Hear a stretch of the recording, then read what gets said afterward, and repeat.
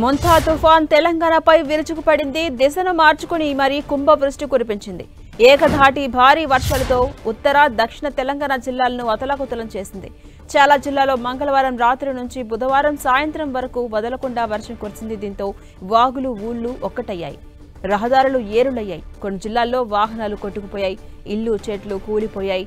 కొన్ని చోట్ల గ్రామాలను వరద ముంచెత్తింది. మంగళవారం రాత్రి ఏపీలో తీరం దాటిన తుఫాను అనూహ్యంగా తెలంగాణ వైపు దిశను మార్చుకోవడంతో రాష్ట్రంలో జనజీవనం స్తంభించిపోయింది.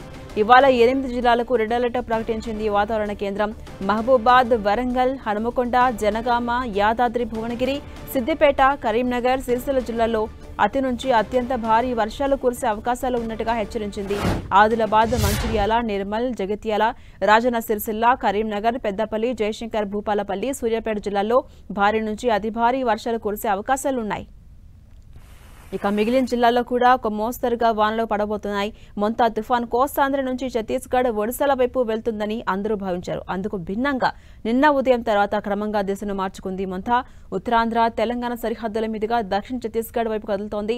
ఈ ప్రభావంతో కురిసిన వర్షాలకు హనుమకొండ, వరంగల్, సిద్దిపేట, యాదాద్రి భువనగిరి, జనగామ, మహబూబాద్, నల్గొండ, సూర్యాపేట జిల్లాలు వణికిపోయాయి. నిన్న సాయంత్రానికి కొంత బలహీనపడిన తుఫాన్ కాస్త వాయుగుండంగా మారింది.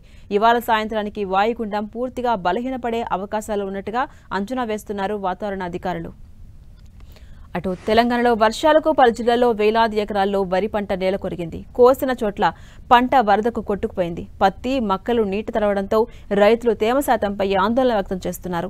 రైలు స్టేషన్స్ లో ఎక్కడికక్కడ స్తంభించిపోయాయి. పలు రైళ్లను దారి మళ్లించారు అధికారులు. బస్టాండ్లలోకి నీరు చేరడంతో చాలా జిల్లాల్లో బస్సులు రాకపోకలకు అంతరాయం కలిగింది. ఇక ఉమ్మడి నల్గొండ జిల్లాను వర్షాలు, వరదలు ముంచెత్తాయి, అతలాకుతలం చేశాయి. యాదాద్రి భువనగిరి జిల్లా ఆత్మకూరు, అడ్డగూడూరు, ఆలేరు, ఇతర మండలాల్లో వాగులు ఉప్పొంగాయి. మూసి ఉప్పొంగడంతో పలు మండలాల మధ్య రాకపోకలు స్తంభించాయి. సూర్యాపేట, నల్గొండ జిల్లాలో పాఠశాలలను వరద చుట్టుముట్టింది. దేవరకొండ, కొమ్మెపల్లి ప్రాంతంలోని గిరిజన గురుకుల బాలుర పాఠశాల నీట మునగడంతో నల్గొండ ఎస్పీ శరత్ చంద్ర పవార్, ఏఎస్పీ మోనికలు తమ సిబ్బందితో కలిసి స్వయంగా పాఠశాలకు వెళ్లి విద్యార్థులను సేఫ్గా బయటకు తీసుకొచ్చారు. కొండమల్లేపల్లితో పాటు గౌరికుంట తండాలో ఇళ్లలోకి వరద భారీగా ముంచుకొచ్చింది. మూసీ ప్రాజెక్టుకు వరద చేరుతుండటంతో అటు అధికారులు ఇప్పటికే 7 గేట్లను ఎత్తి నీటిని కిందకు విడుదల చేశారు. సూర్యాపేట జిల్లా జాజిరెడ్డిగూడెం మండలం ఆరవపల్లిలో కస్తూర్బా పాఠశాల ఇప్పటికే జలదిగ్బంధమైంది.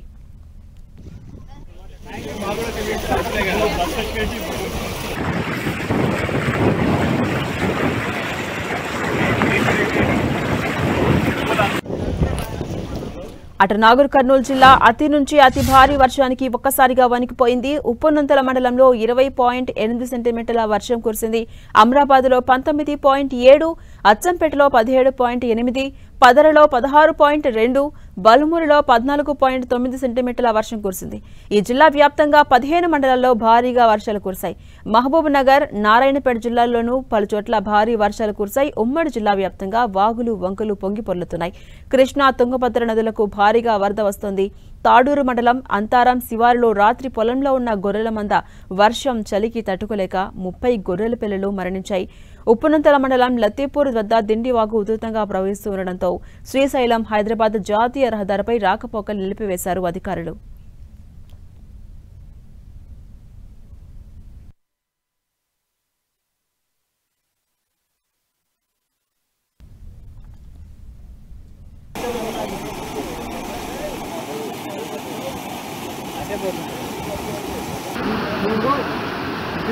Gracias.